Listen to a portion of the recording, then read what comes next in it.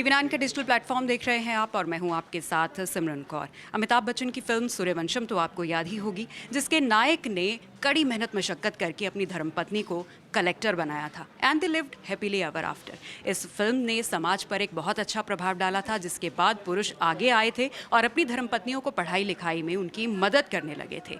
एक वो दौर था और अब एक ये दौर है जब ज्योति मौर्य, जिनके पति ने भी उनके ऊपर वैसे ही मेहनत की जैसे कि हीरा ठाकुर ने फिल्म सूर्यवंशम में अपनी धर्मपत्नी के ऊपर की थी, लेकिन यहाँ ज्योति मौर्य के पति आलोक मौर्य को मिला तो क्या बेवफाई। जी हाँ, और इसी बेवफाई का भी समाज पर उतना ही बड़ा असर हुआ है जितना बड़ा कि सूर्यवंशम फिल्म का हुआ था। जी हाँ, और अब इस खबर की वजह से कई पुरुष ऐसे हैं जिन्होंने कॉम्पिटिटिव एग्जाम्स की तैयारी करने गई अपनी धर्मपत्नियों को वापस बुलाने के लिए कह दिया है। ज्योति मौर्य की बेवफाई से पति इतना डर गए हैं कि वो अपनी धर्मपत्नियों को पढ़ाई छोड़कर वापस आने के लिए कह रही हैं। चलिए, जनता की इस पर क्या राय है, क्या कुछ कहना है महिलाओं का और पुरुषों का, यंगस्टर्स का, जानते हैं। हमारे साथ श्रुति हैं। तो श्रुति, ज्योति मौर्य केस के बाद ये भी खबर आ रही है कि बहुत सारे पुरुष ऐसे हैं जिनकी धर्मपत्नियां जो कॉम्पिटिटिव एग्जाम की तैयारी कर रही हैं, उन्होंने अब उनको आगे पढ़ाने से इनकार कर दिया है। तो उस केस का पूरे सोशल समाज पर ऐसा प्रभाव पड़ा है, इसको आप किस तरीके से देखती हैं? जैसे आपने बताया कि जो सोशल मीडिया पे ज्योति मौर्य जो छाई हुई हैं, वो आप बक्सर में देखिएगा, बिहार के बक्सर में, वहाँ पर भी ऐसा हुआ। एक पति ने अपनी पत्नी को पढ़ा रहा था बहुत टाइम से, फिर उसने बीपीएससी की वो तैयारी करवा रहा था, उसने छोड़ दिया कि नहीं तुम अब तैयारी नहीं करोगी, जिसके बाद पत्नी ने एफआईआर दर्ज करवाई। ये तो हो गई बक्सर की खबर। आपने जो इस पर व्यू मुझसे मांगा है, तो इस पर मैं ये कहना चाहूँगी, दो चीज़ें हैं इसमें। एक तो ये चीज़ कि अगर वो किसी से प्यार करती है लड़की, अगर वो किसी रिश्ते में खुश नहीं है, मान के चलिए कि अगर मैं और आप किसी रिश्ते में खुश नहीं हैं, बंधे हुए हैं कि नहीं यार मुझे हटना चाहिए इससे, तो फिर अगर इस नज़रिए से आप देखते हैं तो वो उन्होंने बिल्कुल सही किया है कि अगर मैं खुश नहीं हूँ 13 साल के बाद अगर उसको रियलाइज़ हुआ कि मैं खुश नहीं हूँ तो वो हट गई, सिंपल। और दूसरी चीज़ ये कि अगर सोशल मीडिया पे ये भी छाया हुआ है कि भैया आप लड़कियों को पढ़ाते हो, आगे बढ़ाते हो, लेकिन लड़कियाँ जो है आपका साथ छोड़ देती हैं, आपको तलाक देती हैं, आपके साथ चीट करती हैं। तो 1, 2, 3 केस से आप पूरी महिलाओं को जज नहीं कर सकते हो। पूरे महिलाओं के बारे में आप ये नहीं बोल सकते। जैसे मैंने सोशल मीडिया भी खोला, ट्विटर खोला, मैंने इससे देख रही थी कि क्या क्या सोशल मीडिया पे छाया हुआ है। मैंने ये देखा इसमें कि लड़कियों को लोग भर भर के मतलब उनके अगेंस्ट में पोस्ट कर रहे हैं, उनके अगेंस्ट में बहुत कुछ बोल रहे हैं। ऐसा नहीं होना चाहिए कि अगर आप 3-4 लड़कियों को देखते हैं तो उसके बेसिस पे आप जज नहीं कर सकते हैं। बिल्कुल बिल्कुल सही कहा आपने। और अंजलि, और क्या आप श्रुति की बात से सहमत है कि जनरलाइज इस टॉपिक को नहीं करना चाहिए था? ज्योति मौर्य ने जो किया वो उनकी निजी चॉइस थी, लेकिन बाकी जो एस्पिरेंट्स हैं, जो महिलाएं हैं जो अपने मायके घर में नहीं पढ़ सकी, या वो फाइनेंशियल क्राइसिस की वजह से या फिर रिस्ट्रिक्शंस थी तब नहीं पढ़ सकी, लेकिन पढ़ना चाहती है और उनके पति उन्हें पढ़ा रहे हैं, लेकिन इस केस की वजह से उनकी लाइफ पर भी बुरा इम्पैक्ट पड़ रहा है कि उनको भी अब शक की नज़र से देखा जा रहा है। किस तरह के देखिए, जाहिर सी बात है, ये बात तो पूरी तरह से गलत है। आप हर महिला को इस कैटेगरी में नहीं रख सकते। लेकिन आपने पूछा कि आप श्रुति की बात से एग्री करती हैं, तो मैं एक पॉइंट से एग्री नहीं करती हूँ। इन्होंने बोला कि आप अगर रिलेशनशिप में रहते हैं, आपको अलग होना है तो हो जाइए, लेकिन इस केस में ये अलग है। आपको अलग होना है, आप होइए, लेकिन कानूनी तरीके से होइए। आप ये कह रही हैं कि मैं आप पे आरोप लगाऊंगी दहेज का, मैं आप पे ये करूंगी, लोग ज़्यादा इसीलिए ही भड़क रहे हैं। अब आप देखिए ना, सोशल मीडिया पे क्या हैशटैग चल रहा है, आप बेटियों को पढ़ाइए लेकिन बहुओं को मत पढ़ाइए, आप हीरा ठाकुर मत बनिए। जो पुरुष है वो कह रहे हैं हमें हीरा ठाकुर नहीं बनना है। जैसे कि हमने देखा था कि मूवी हमने जो देखी थी, उससे ही कहीं ना कहीं लोग काफ़ी इंस्पायर हुए थे कि भले ही जो लड़का है वो अनपढ़ था, लेकिन उसकी बीवी ने, उसने पढ़ाई की, कलेक्टर बनी वो, और वो लोग साथ में रह रहे थे। ना जाने कितने हम ऐसे एग्जाम्पल देखते हैं जिनकी हम तारीफ करते हैं, लेकिन इस केस के बाद सभी महिलाओं को उस तरह से आंकना, और ये कितनी नाइंसाफ़ी है ज्योति मौर्य ने जो किया। ये उन लड़कियों के साथ कितनी नाइंसाफ़ी है जो शादी की बात पढ़ना चाहती हैं। एक तरह से आपने तो रोक लगा दी है, अब कहीं ना कहीं दिमाग में ये बात रह जाती है कि कहीं ऐसा तो नहीं होगा, कहीं मेरी पत्नी मुझसे आगे निकल गई तो कहीं वो ऐसा कदम तो नहीं उठा लेगी। अब किस किस को समझाएंगे, किस किस को समझाएंगे?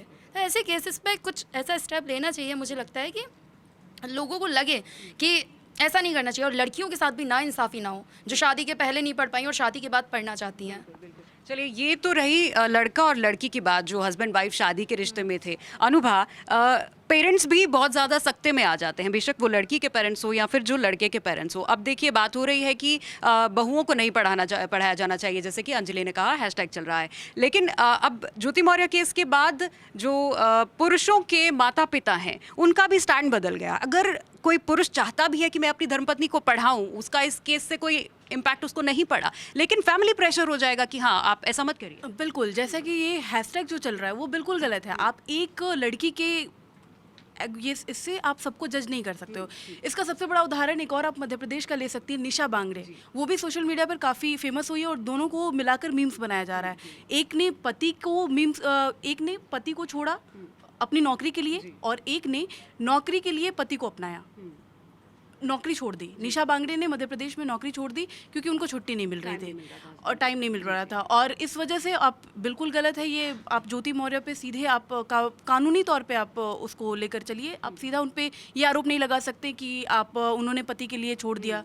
उनका पर्सनल ये पर्सन टू पर्सन वेरी करता है, मतलब ज़रूरी नहीं है कि जो ज्योति मौर्य ने किया या कोई और महिला भी वो आप करे। ज्योति मौर्य के तौर पे सारी लड़कियों को नहीं आंक सकते हैं, बिल्कुल नहीं कर सकते। और इससे आज हम विकसित भारत की बात करते हैं, लेकिन अभी भी उस गांव में लड़कियों पर रोक लगती है। आप कभी वहां जाकर देखिए, इससे गांव में जो लोग हैं, जो भी महिलाएं हैं या फिर जो भी बच्चियां आ रही हैं, उनके आगे वाले लाइफ पे बहुत इफेक्ट पड़ेगा। तो आप ये नहीं कह सकते कि आप बेटी को मत पढ़ाइए, बहू को मत पढ़ाइए। इस एक केस से आप उदाहरण नहीं दे सकते। वहाँ पे आप निशा बांगड़े जैसे लड़कियों को भी देखिए, जिसने आईएएस ऑफिसर होते हुए भी अपने पति के लिए छोड़ दिया अपनी नौकरी। लेकिन विडंबना ये है कि निशा बांगड़े के केस को उतनी हाइप हमारी सोसाइटी में नहीं मिली। एग्जैक्टली जितनी कि ज्योति मौर्य को मिल रही है। Exactly. चलिए, ये तो महिलाओं की राय थी। अब पुरुष भी हैं हमारे साथ, इनकी राय भी जान लेते हैं। देवेश, तो आपने सुना कि लड़कियों ने क्या कहा कि एक केस की वजह से आगे उन पर और रिस्ट्रिक्शंस लग जाएंगी जिस तरीके से हुआ, लेकिन जनरलाइज इसको नहीं करना चाहिए था। आप किस तरीके से देखते हैं? देखिए मैडम, अगर आलोक जो ज्योति मौर्य के पति हैं, अगर वो ऐसा करते थे तो महिलाओं की क्या राय होती, महिलाएं क्या सोचती हैं? अगर वो एसडीएम बनने के बाद अपनी पत्नी को, ज्योति अगर एसडीएम ना होती, वो एक गृहिणी होती हैं, हाउसवाइफ होती, तो महिलाएं क्या सोचती हैं उस पर? राय दे सकते आज भी आज के टाइम पे एक महिला जितना ट्रोल होती है उतना पुरुष नहीं होते। जो फेस महिलाएं करती हैं अपनी सोसाइटी में, वो पुरुष नहीं करते। तो ये बहुत बड़ा डिफरेंस है। जी, हिमांशु, चलिए हिमांशु, आप तो बिहार से आते हैं और जिस केस की हम बात कर रहे हैं वो भी यूपी बिहार का ही है। तो देवेश ने कहा कि महिला है, अगर पुरुष ऐसा करता तो इस केस को किस तरीके से देखा जाता? हाँ, तो डेफिनेटली है कि पुरुष ट्रोल नहीं होता, क्योंकि हमारा समाज ऐसा ही है। पुरुष को कोई नहीं कहता कि आपने गलत किया, आपने सही किया, इस पे कुछ नहीं होता। ये खबर ही नहीं बनती, समाज इस बारे में सोचता ही नहीं। क्योंकि ये महिला ने किया है इसलिए इतना हाइप बना है। लेकिन मैं ये कहना चाहूँगा कि रिश्ते आजकल जो हमारा समाज हो गया है उसमें आम हो गया है। रिश्तों का टूटना, धोखा देना बहुत आम है, लेकिन सहज नहीं है। फ़र्क है आम होने में और सहज होने में। ठीक, किसी का रिश्ता ब्लैक एंड वाइट नहीं होता है एकदम। किसी का किसी से रिश्ता हो, पति पत्नी का, माँ बाप का, भाई भाई का, भाई बहन का, किसी का रिश्ता ब्लैक एंड वाइट की तरह क्लियर नहीं है। सारे मतलब हमारी ज़िंदगी ऐसी है कि मतलब रंगों से भरी पड़ी नहीं है। कभी रंगहीन होते हैं, रंग आएंगे, फिर फेड होंगे, फिर आएंगे। तो इसे संभालना ही इंसान का काम है, व्यक्तित्व है। और इसे जो नहीं संभाल पाया वो लेकिन सोशल इम्पैक्ट, हिमांशु, ऐसे केसेस का सोशल इम्पैक्ट आपको नहीं लगता, क्योंकि हमारी सोसाइटी अभी भी पेट्रियार्कियल सोसाइटी है, तो ऐसी जो घटनाएं हैं इनका सोशल इम्पैक्ट उन लड़कियों के लिए बुरा प्रभाव डालता है जो वाकई में आगे पढ़ना चाहती हैं और नहीं पढ़ पाएंगी, और ऐसे केसेस की वजह से और ज़्यादा उन पर ऐसी घटना लड़कियों पे तो बुरा प्रभाव डालती ही डालती है। ऐसे लड़कों, ऐसे मर्दों पर भी बुरा प्रभाव डालती है जो खुली सोच के हैं, जो वाकई में पढ़ाना चाहते हैं। फिर समाज उन पे थोप देता है कि भाई तू क्या कर रहा है। ये भी होता है। सिर्फ ऐसा नहीं है कि इसका सवाल, इस घटना का प्रभाव सिर्फ लड़कियों पे पड़ेगा, लड़कों पे ही है। बहुत सारे लोग जो पढ़े लिखे हैं, जो मर्द हैं, वो सोच सकते हैं कि मैं अपनी वाइफ को पढ़ाऊँ, उसे एक अधिकारी बनाऊँ या कुछ बनाऊँ। ज़रूरी नहीं है कि सरकारी ऑफिसर ही बनाए, वो पढ़ा के कुछ और भी करवा सकते हैं। लेकिन उन पे समाज ये थोप देगा कि तू क्या कर रहा है। ये फिर कल को पढ़ लेगी तो उससे ज़्यादा सैलरी उठाएगी, तुझे छोड़ के चली जाएगी। तो ये दबाव लड़कों पर भी पड़ेगा जो खुली सोच के हैं, तो उन्हें भी वो फिर मौका बोल दिया जाएगा, जो अक्सर होता है हमारे समाज में, इतिहास रहा है और होता रहा है। अब आगे इसका और ज़्यादा प्रभाव पड़ेगा, क्योंकि लोगों के जहन में बैठ गई है ये घटना। और एक महिला को या फिर अपनी धर्मपत्नी को अगर कोई पुरुष शादी के बाद पढ़ाना चाहता है तो ये उसका अकेले का डिसीजन नहीं होता, पूरी फैमिली इसमें इन्वॉल्व होती है। पूरी फैमिली की रजामंदी के बाद एक लड़का इतनी हिम्मत जुटा पाता है कि वो ऐसा डिसीजन ले पाए कि अपनी धर्मपत्नी को वो पढ़ाई के लिए सपोर्ट करे या फिर उसे बाहर भेजे। स्वप्निल, तो किस तरीके से इस पूरी घटना को पहली बात तो आप देखते हैं, और जो इम्पैक्ट अब पड़ा है या आगे पड़ेगा, क्योंकि अब एक एग्जाम्पल सेट हो गया है, अब एग्जाम्पल दिया जाएगा कि तुम भी ज्योति मौर्य की तरह तो नहीं करोगी, किस तरीके से देखते हैं? देखिए, मैं अपनी बात रखूं, लेकिन उससे पहले एक बात कहना चाहूँगा कि एक नारी सब पर भारी, फिर भी निशाने पर क्यों ही आती है नारी। दुनिया में हर एक मर्ज का दवाई होती है, लेकिन वहम का कोई इलाज नहीं होता है। अगर आप देखें तो इस पूरे मुद्दे में, जैसे हमारे कलीग्स ने बोला, ज्योति को कैटेगराइज कर दिया गया है कि हाँ भाई अगर कोई इस तरीके की महिला होगी, जनरलाइज कर दिया गया है कि भाई ज्योति ही होगी। ऐसा नहीं होता है। आप देखिए कि हमारे देश, और पर्सनली मैं भी कितनी सारी महिलाओं को जानता हूं जिन्होंने अपने करियर के लिए, अपनी फैमिली के लिए अपने करियर को छोड़ दिया, अच्छे वो पोजीशंस पर गए। तो आपने पिछले दिनों सुना होगा कि एक भारतीय नोटों पे लिखा आ रहा था कि सोनम गुप्ता बेवफा है। सोनम गुप्ता का आपने सभी ने नाम, क्या सोनम गुप्ता को आपने कभी देखा? लेकिन एक जनरलाइज कर दिया गया कि सोनम गुप्ता, मतलब महिला को ही टारगेट किया गया, महिला का ही नाम लिखकर। तो यहाँ पर भी ज्योति मौर्य कहीं ना कहीं मुझे ऐसा लगता है कि सोनम गुप्ता बन रही हैं, और ऐसा नहीं होना चाहिए। पुरुष प्रधान सोच से हम सबको बाहर आना चाहिए, और महिलाओं को भी उतने ही अवसर देने चाहिए, कंधे से कंधा मिलाने वाले, जितने पुरुषों के पास होते हैं। तो आई थिंक इस डिबेट, फिर अगर महिला फिर बेवफाई करे मेहनत करने वाले पति के पीछे, तो फिर क्या कहेंगे आप? देखिए वन ऑफ केस होते हैं, इतना बड़ा देश है, 140 करोड़ का देश है, यहाँ पे केसेस आएंगे। लेकिन एक केस के बिना पर अगर हम उसके आधार पर हम पूरी सोसाइटी को, पूरी महिला कम्युनिटी को या पूरे उसको हम करें, तो ये गलत है, सरासर गलत है। जी बिल्कुल सही। चलिए सर हमारे साथ हैं। सर पूरे केस में आपने सुना कि क्या यंगस्टर्स की राय है? आपकी शादी हो चुकी है, क्योंकि ये सब तो अभी लाइन में लगे हुए हैं, तो आप किस तरीके से इस पूरे मैटर को देखते हैं? मैं इस मैटर को ना दो तरह से देखता हूँ, पॉजिटिव भी और नेगेटिव भी। एक वे तो ये है कि पढ़ाते रहना चाहिए, पढ़ते रहना चाहिए, दोनों चीज़ें करनी चाहिए। सरकार भी कहती है बेटी बचाओ बेटी पढ़ाओ, तो बेटी अपनी भी पढ़ाओ और दूसरे की भी पढ़ाओ, तो उसको तो बरकरार रखना चाहिए। दूसरी चीज़ ये है कि मैं खुद भी एक उदाहरण हूँ अपने आप में ही। मेरी वाइफ भी शादी के बाद मैंने उसको लॉ कराया, दिल्ली हाई कोर्ट में एडवोकेट है और अपनी प्रैक्टिस कर रही हैं लेबर लॉस में। तो अगर मैं ऐसा सोचता, और दूसरी बात यह है कि नेगेटिव, अब जो उन्होंने किया ज्योति मौर्य ने, उसका अगर कोई उनके समर्थन में सोचना चाहेगा तो वो ये कह सकता है कि दिल है, आ सकता है, ठीक है। इसका क्या कीजिए। लेकिन जो प्रताड़ना के केसेस लगाए जा रहे हैं, डॉरी के केसेस लगाए जा रहे हैं, वो तो गलत है। देखो, जब कभी युद्ध होता है ना, चाहे पति पत्नी का हो, चाहे दोस्तों का हो, चाहे कुलीग्स, फिर वो युद्ध किस स्तर तक जाएगा और किस स्तर तक ऊपर जाएगा, किस स्तर तक नीचे जाएगा, इसको आप आंक नहीं सकते हैं। अब उनके पास ये शायद हथियार होगा कि हम ये यूज़ करते हैं, वो अपना करेंगी, वो अपना करेंगे, मगर इसमें वो दो उनकी जुड़वा बेटियां भी हैं, कैरियर उनका भी ख़राब हो रहा है, समय उनका भी बर्बाद हो रहा है, ये उनका पीक टाइम है परवरिश का, वो बर्बाद हो रहा है। तो मैं तो यही कहूँगा, अगर मेरी बात उन तक पहुँचे तो इन सब चीज़ों को छोड़ करके ना सिर्फ वो करें जो बच्चों के लिए अच्छा हो। के लिए जरूरी है, because, हाँ, बाकी तो उन्होंने अपना तो करियर बाकी तो बना मैंने लिया आपको है। बताया ना, दिल है, अब दिल का क्या कीजिए, वो तो अपने हिसाब से चले गई, तो इसलिए उसमें कुछ नहीं कर सकते हम। बिल्कुल। तो ये सर का एक्सपीरियंस है शादीशुदा होने के बाद किस तरीके से चीज़ें बदल जाती हैं। हाफिज जी हमारे साथ है। उसके लिए एक चीज़ और है, ना तो पढ़ना बंद करें ना पढ़ाना बंद करें, बेटी अपनी हो या किसी और की हो, पढ़ाते रहें। बहुत अच्छी बात सर आपने कही। हाफिज जी, आप भी मैरिड हैं, सारा केस आपने सुना है, किस तरीके से आप पहली बात तो इस केस को देखते हैं? मेरे हिसाब से ये केस तो पति पत्नी के आपस का झगड़ा है, उनका आपस का घर का झगड़ा था, जो भी है उनका, जो भी डिस्प्यूट हो, जो इसको इस लेवल पे लेकर गए, ठीक है ना। मेरे हिसाब से तो ये आप दोनों को आपस में बैठ कर सुलझाना चाहिए था बातचीत से, ना कि उसको किसी थर्ड बंदे की उसमें एंट्री देनी चाहिए।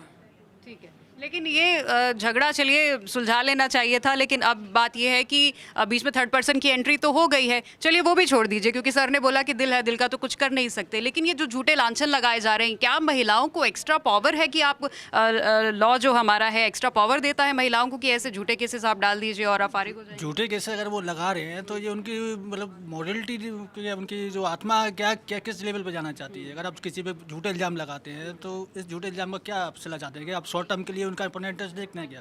ठीक है, शॉर्ट टर्म में आपने अपना इंटरेस्ट देख लिया कि ठीक है, मेरे को फलाने से अगर लगा हुआ है, मैंने उसके फेवर में जाना चाहूँगा, और अपने जिस साथी को छोड़ लो जिसने आपके लिए इतना सब कुछ त्यागा, आपके लिए सेक्रीफाइस किया, आपको सब कुछ दिया, आपके लिए ऑनेस्टी, आपके संग में एक रिश्ता रिलेशनशिप उसमें रहा हो, तो ये चीज़ तो गलत है। क्योंकि आगे जाके ठीक है आपको शॉर्ट टर्म में लग रहा है, आपको लॉन्ग टर्म में आपको उसका देखिए कि उसका क्या रिजल्ट निकलने वाला है। क्योंकि जरूरी है कि जिस शख्स के साथ आप जाना चाह रहे हैं, जो ऑलरेडी मैरिड है, वो भी मैरिड है, वो भी अपनी फैमिली को छोड़ कर ये कर रहा है, तो उसका रिजल्ट आपको क्या मिलने वाला है? बिल्कुल सही बात बोली। चलिए पंकज जी हमारे साथ हैं। पंकज जी, अब जो खौफ पैदा कर दिया है ज्योति मौर्य ने लड़कों के मन में या पुरुषों के मन में कि महिलाओं को अपनी धर्मपत्नियों को वापस बुलाने लग गए हैं, क्या प्रभाव सोसाइटी पर पड़ा इसका? देखिए सिमरन, इस घटना को सबसे पहले तो जो अगर हम इसे सामाजिक अपराध की तरह देखें तो अगर ये सामाजिक अपराध है तो सबसे पहला सवाल ये बनता है कि क्या ज्योति मौर्य ने इससे पहले कोई दहेज की या कैसी भी कोई रिपोर्ट दर्ज करवाई थी।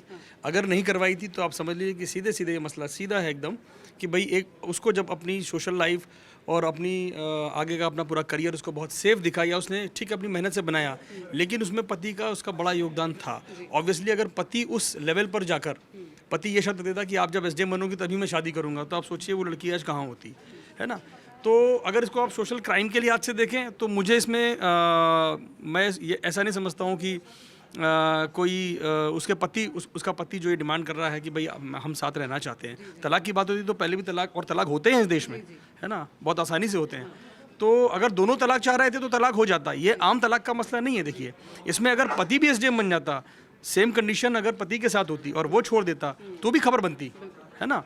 क्योंकि मसला यहाँ पर ये है कि आपने अपने आप को खुद को सेफ रखते हुए एक उस स्टेज पर जाकर वो फैसला लिया है कि अब वहाँ से आगे का रास्ता पति के लिए तो बहुत मुश्किल है, ज्योति के लिए इसलिए मुश्किल नहीं क्योंकि ज्योति के पास अब जॉब है। होता है कि आप जिस जॉब में होते हैं, आप जिस प्रोफाइल में होते हैं, अगर वो सेफ़ है तो समाज भी आपको एक अलग से शील्ड दे देता है, सेफ्टी के लिए आपको दे देता है।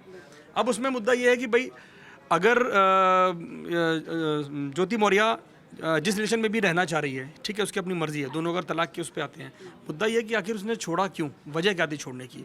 वजह सिर्फ इसलिए थी अगर ज्योति मौर्य का सिलेक्शन नहीं होता तब क्या वो छोड़ देती, वो नहीं छोड़ती। तो ये सब मॉरलिटी की बात है। ये अपराध से, सामाजिक अपराध से पहले, घर के बाहर से पहले, थाने और दहेज वाले एक्ट से पहले ये मसला जो है ये घर का है। तो अब आपकी मॉरल पुलिसिंग क्या कहती है कि भैया हम, क्योंकि देखिए 70% चीज़ें आज भी जो है कानून हम मानते हैं, लेकिन 70% चीज़ें पहले अपने आप से चलती हैं। हम अपने बच्चों को अच्छी चीज़ सिखाते हैं, शिक्षा देते हैं कि भाई आपको ऐसा व्यवहार रखना है, वैसा व्यवहार रखना है ना। आप अगर कोई भी कितना भी बुरा माँ बाप कभी बच्चे को ये नहीं कहते कि आप किसी के साथ बुरा करिए, ठीक है, या सेल्फिश रहिए। हमेशा कहते हैं ना शेयरिंग इज़ केयरिंग। तो पति ने वो चीज़, ठीक है, पति का जो भी स्तर रहा हो, पढ़ाई का स्तर रहा हो, मेंटल जो भी लेवल रहा हो, ऑब्वियसली एसडीएम के लेवल का नहीं होगा, लेकिन उसके बावजूद उसने इतनी बड़ी चीज़ सोची, है ना। उसने एक सपना पाला है। वो सपना सिर्फ अकेले ज्योति मौर्य का सपना नहीं है, वो उसके पति का भी सपना है। ज्योति से पहले उसके पति ने ये डिसाइड किया होगा कि नहीं, मुझे अपनी पत्नी को पढ़ाना है।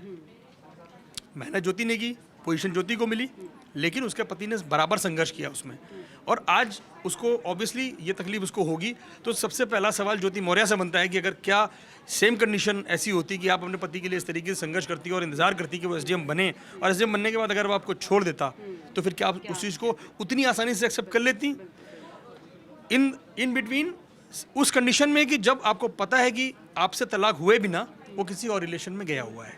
क्या आप इस चीज़ को ऐसे एक्सेप्ट कर लेती? अगर नहीं कर पाती तो सबसे बड़ा जवाब उनके पास मुझे लगता है खुद ही है। बिल्कुल आपने सही बोला। और मुझे लगता है कोई भी रिश्ता हो, चाहे हस्बैंड वाइफ का हो या घर में कोई भी और रिश्ता हो, इम्पैक्ट उसी शख्स को ज़्यादा पड़ता है जिसने एफर्ट किया हुआ होता है। लेकिन फिर भी मैं TV9 के माध्यम से ये कहना चाहूँगी कि इस घटना को एक एग्जाम्पल ना बनने दिया जाए इस चीज़ का कि जिस तरीके से ज्योति मौर्य को अब देखा जा रहा है, इस केस को देखा जा रहा है, और जो पुरुष हैं वो अपनी धर्मपत्नियों को पढ़ाने से अब गुरेज कर रहे हैं। इसको बिल्कुल भी इस तरीके से नहीं देखा जाना चाहिए, जस्ट एन अदर केस। और हर बंदे की पर्सनल लाइफ में क्या क्या प्रॉब्लम्स रहती हैं या किस तरीके से वो अपनी लाइफ को आगे देखता है या आगे ले जाना चाहता है, ये उनकी पर्सनल चॉइस होती है। और हर कोई शख्स, मर्द हो या औरत, आदमी हो या औरत, हर कोई शख्स अलग अलग है। तो एक केस की वजह से सबको जनरलाइज करना भी सही नहीं है। TV9 डिजिटल के लिए कैमरामैन राहुल सिंह के साथ सिमरन कौर, नोएडा।